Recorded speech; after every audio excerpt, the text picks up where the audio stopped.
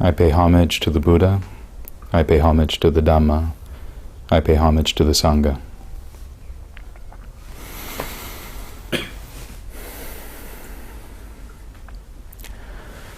Well, as Venerable Santi was saying, I had a late night last night.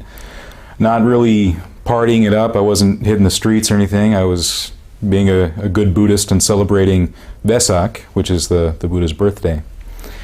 And it's something I've come to love to do, visiting other temples, because it helps me feel connected to the larger Buddhist community.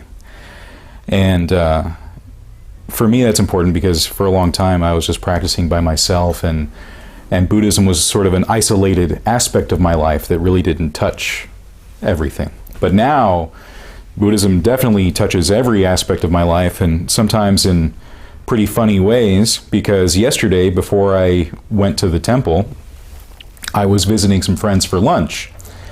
And I didn't want to really have to change because I'd already had a busy day anyway. I was here yesterday for the Buddha support group and then had to drive an hour back to Fullerton and everything. And I didn't want to carry a bunch of clothes with me, so I dressed in my all-white clothes to go to the temple, stopping at my friend's house first. And so, they know I'm Buddhist, and they know that at this point I'm teaching, and they've seen pictures of me in the white, but they haven't actually seen me interact with them at a little, afternoon lunch party dressed in all white.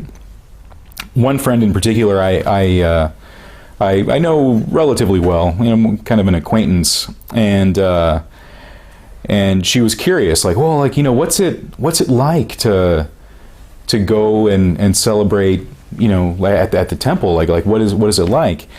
And without really thinking about who the audience was, I just said, well, it's kind of like church except without the Jesus, and they looked confused, and at first it didn't really click as to why, but then I realized that I was talking to a room of ex-Protestants and I'm an ex-Catholic, and when you know anything about the Catholic Church, that comparison makes way more sense. It's like Mass, and it's like going to Christmas Mass because it's the birth of, your Savior. Of course, the role of Savior is very different in Buddhism than it is in Christianity, but there's still this deep reverence for this great teacher who's given you all of this wisdom to carry on in your life, and you're celebrating that person's birth.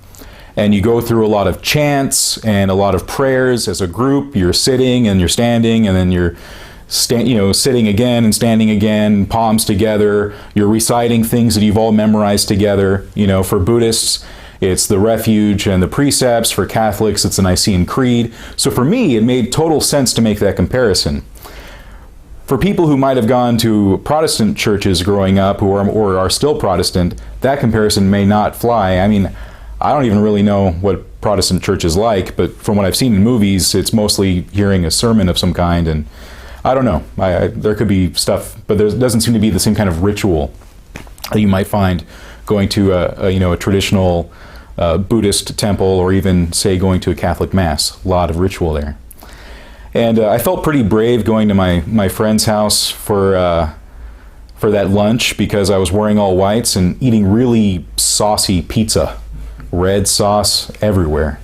I was so brave. I couldn't believe that I even attempted it, and clearly very mindful, because not a drop on my shirt.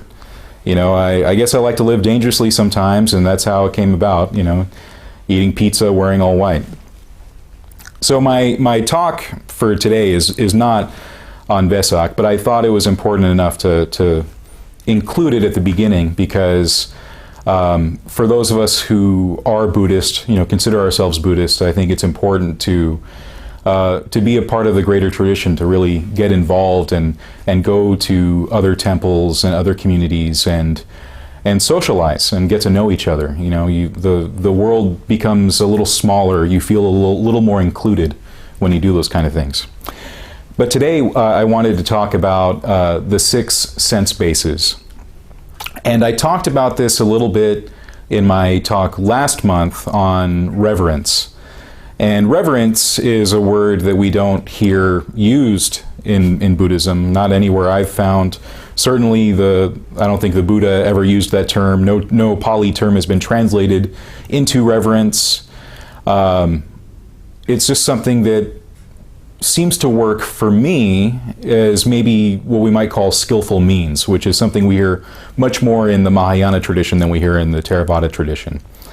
And so for me, the skillful means in regard to reverence is that we have all of these moments of time that we may not want to pay attention to. We have three feeling tones of pleasant, unpleasant, and neutral.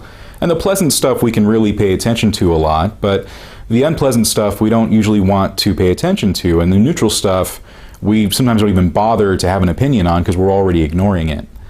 But something like reverence, something like respect, allows us to maybe have a different relationship with neutral and unpleasant feelings. We can start paying more attention to them.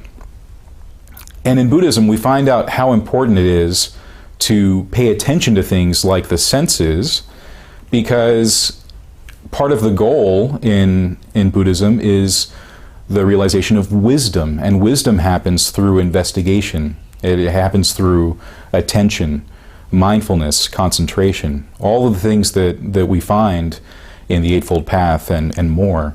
These are the things that we cultivate through really tapping into the awareness of the body and the mind. So much of the investigation is squarely in, what the Buddha would call this fathom-long body, and the reason why is because there's so much happening within. And when we turn within to investigate that's when we start seeing really important things like the three marks of existence, unsatisfactoriness, rather impermanence, unsatisfactoriness, and non-self. We see that, but only when we're really looking and paying attention in the right way, in a skillful way. So to structure this talk on the six sense bases, I wanted to read one of the segments of one of the suttas in the Majjhima Nikaya. So this is the middle-length discourses. We find many, many more discourses on the six sense bases within the Samyutta Nikaya, but they're really broken up into little chunks, and they're spread out through this big giant Samyutta. So I thought it would be better to read one of them from the Majjhima Nikaya because it's so concise. And this one is the Great Sixfold Base Sutta, or the Mahasala Yatanika Sutta. So I know I butchered that because I'm speaking quickly.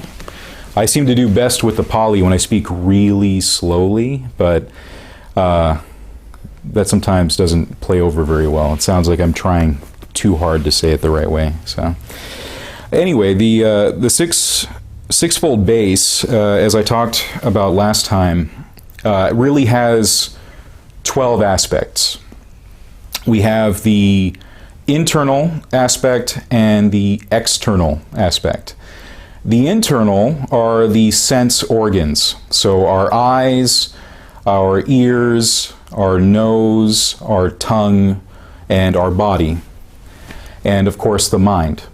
And then we have the external sense bases, which are the things that come into contact with the organs.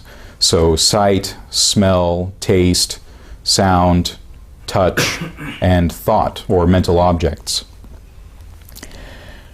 And we find in reading the Pali Canon that it is our job to investigate them because we learn so much about the marks of existence. We learn so much about the nature of greed, the nature of lust, the nature of craving.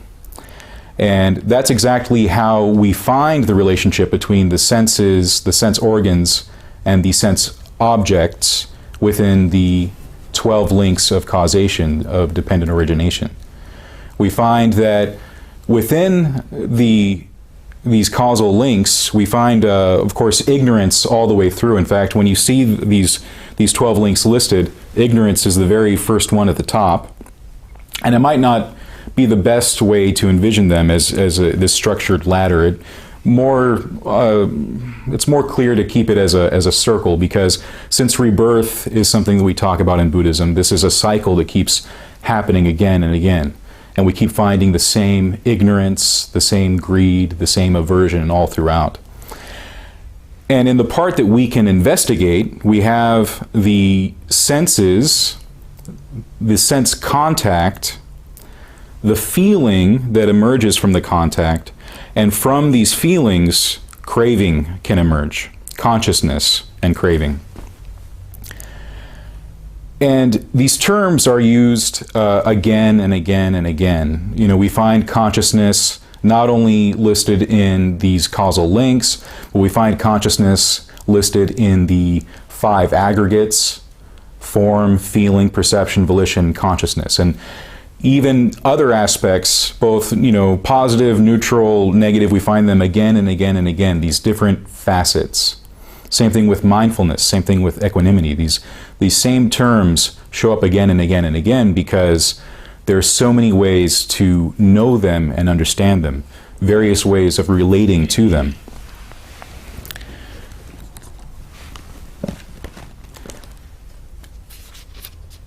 So the Buddha tells us, bhikkhus, when one does not know and see the I as it actually is, when one does not know and see forms as they actually are, when one does not know and see I consciousness as it actually is, and he keeps going on, when we don't see these things as they really are, we abide inflamed by lust, fettered, infatuated, contemplating gratification. Then the 5 aggregates affected by clinging are built up for oneself in the future, and one's cravings, which brings renewal of being, is accompanied by delight and lust, and delights in this and that, increases. One's bodily and mental troubles increase. One's bodily and mental torments increase. One's bodily and mental fevers increase. And one experiences bodily and mental suffering. But then on the other end of that, we can begin investigating. We can understand the senses and how we perceive them, how we interact with them. We can pierce through and see that we've depended on the senses for our ultimate satisfaction, our ultimate happiness. That we've looked into the senses, we've looked into even the aggregates, because when the Buddha talks about the 6 sense bases, he also uses the exact same language in regard to the aggregates as things that we have thought of in terms of I, me, and mine. We've looked for identity in them, we've looked for gratification and satisfaction in them, when continually he's pointing us towards something that is not dependent on anything else, nibbana. And when we've done that, when we've seen things as they actually are, one abides uninflamed by lust, unfettered, uninfatuated, contemplating danger, that is the danger of the senses and lust and craving.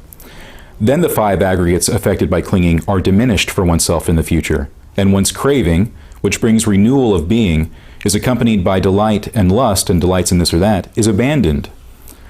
One's bodily and mental troubles are abandoned. One's bodily and mental torments are abandoned. One's bodily and mental fevers are abandoned, and one experiences bodily and mental pleasure.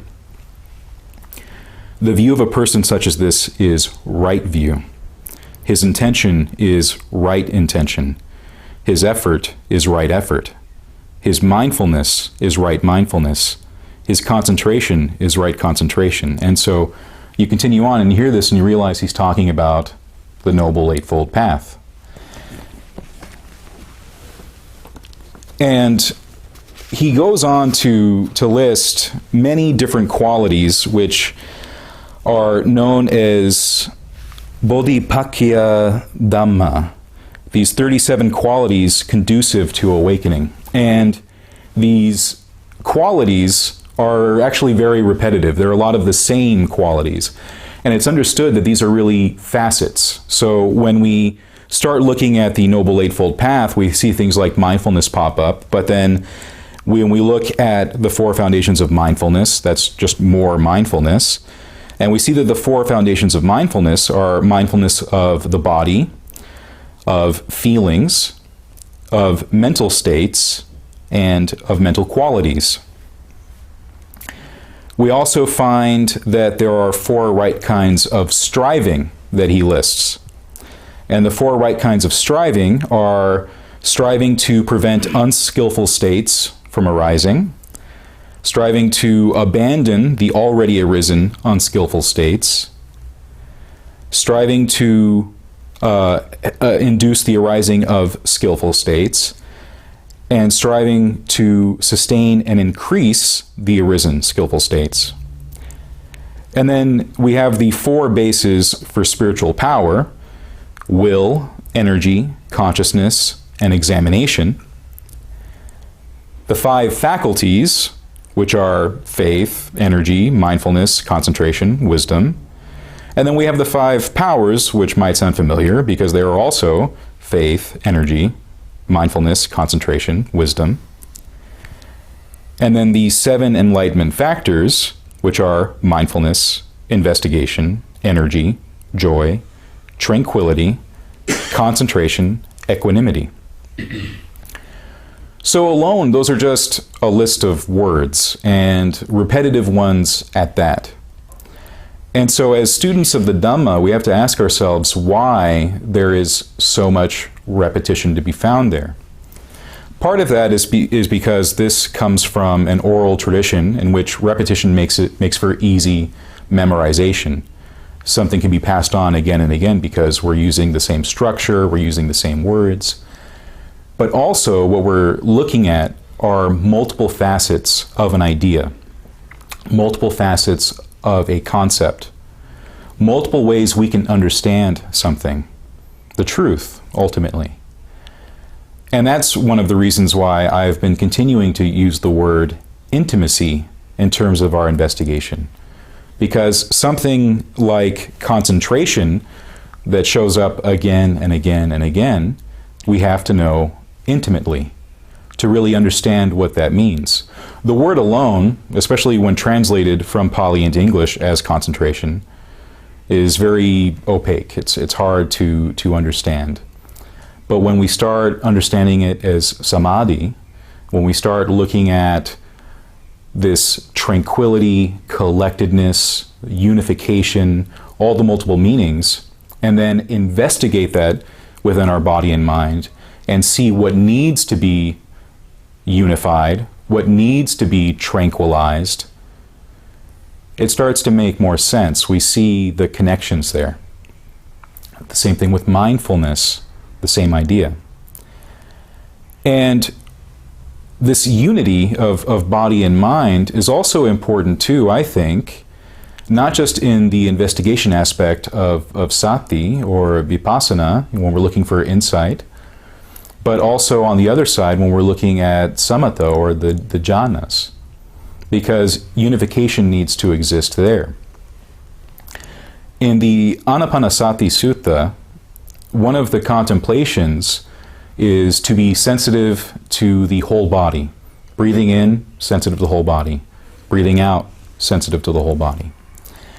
And some commentators assume that for that to be the whole breath body, and some people assume that to be the entire body, this physical body. And there's a lot of back and forth. For me, over time, I've seen that really wear down because if you're really paying attention to the whole breath body, for me, that the whole body is breathing. If you really sit down with breath meditation, you find all of that there. The whole breath body just is the body breathing. And so for me, when I read that contemplation in the Anapanasati Sutta, I see that the goal, at least in that contemplation, is to be sensitive to this entire complex of body and mind.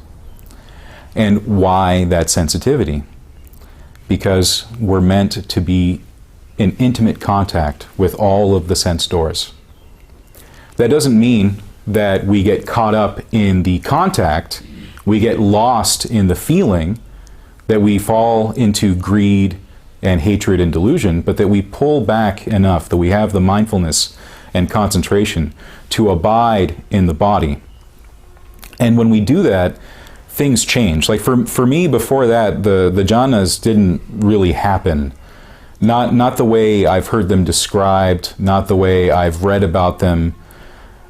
But when I began to meditate with the whole body, abide in the senses, abide in the nose, the eyes, the ears, the tongue, the body itself, the mind itself, unified and tranquilized, I found that the kind of things that people talk about in the jhanas of like joy and rapture and peace were found there, and they didn't have to be worked at. They just seemed to arise on their own. And I began to see how the path outlined in many of the suttas is not just a prescription, but a description. That if we begin the path and follow it in the right way, these things seem to unfold in an effortless kind of way. And so these senses become so important. They become the entirety of the path because we're getting to know ourselves. And the Buddha even tells us further that not only are we developing all of these qualities, but we see that these two things, serenity and insight, occur in him yoked evenly together. Serenity being samatha and insight being vipassana. So we see that we're developing those qualities of serenity and insight, the kind of things we find in the Eightfold Path as mindfulness and concentration yoked together. That's how I've approached meditation in my life. I see those two aspects being of one kind of meditation. Not everyone agrees with that view, but my own experience has shown that, to me in any case. He says further that he fully understands by direct knowledge those things that should be fully understood. He abandons by direct knowledge those things that should be abandoned. He develops by direct knowledge those that should be developed.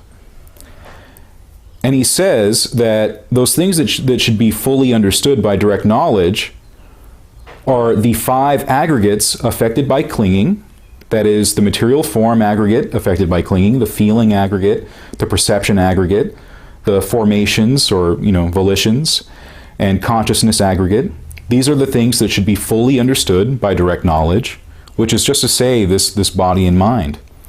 And what things should be abandoned by direct knowledge? Ignorance and craving. These are the things that should be abandoned by direct knowledge. And what things should be developed by direct knowledge? Serenity and insight. These are the things that should be developed by direct knowledge. And what things should be realized by direct knowledge? True knowledge, which I would say is understanding and wisdom, and deliverance, the way to liberation. These are the things that should be realized by direct knowledge.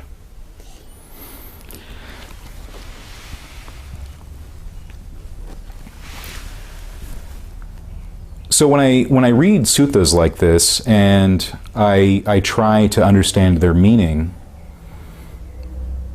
I always find that the Buddhist path is so multifaceted, that there are so many aspects to be seen, to be known in what is so simple and straightforward when we pull back. This Eightfold Path is really just the 4th Noble Truth.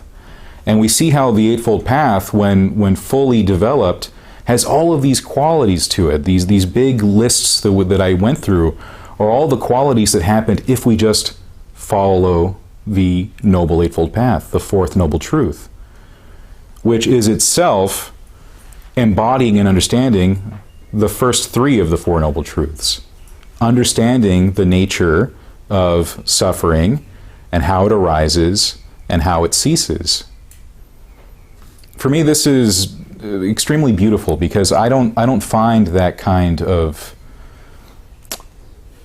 beautiful, chaotic simplicity in any other path I've been on, where there's about as much complexity as you want and about as much simplicity as you want just depending on how you look at it. That the 6 sense bases are really in themselves another way of understanding the 5 aggregates. When we really think about it, the first aggregate is form, which is just to say it's the physical body, which would include the physical senses. And that means that the other aggregates are the aspects of the mental formations, the mental objects, feeling, perception, volition, consciousness. So no matter how we look at it, which angles we look at it, we're always trying to come into greater understanding of our bodies and minds, our own reality. And we see how this very subjective and individual journey can begin to connect us to something objective, something much larger than ourselves. The truth of things, the real nature of things.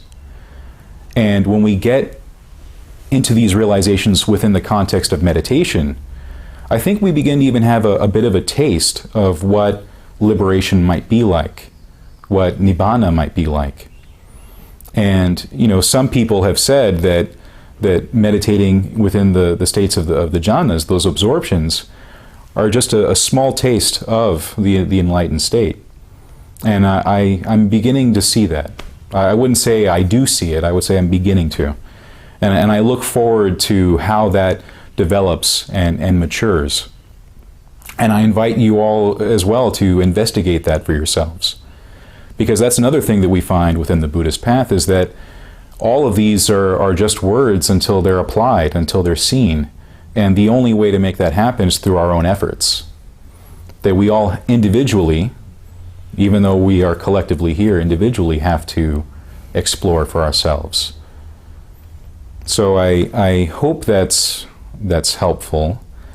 I think I would like to open it up now for questions, because there's a lot of information that could be unpacked, but because I have this big broad picture, it might be best to see what you all found and would like to know more about.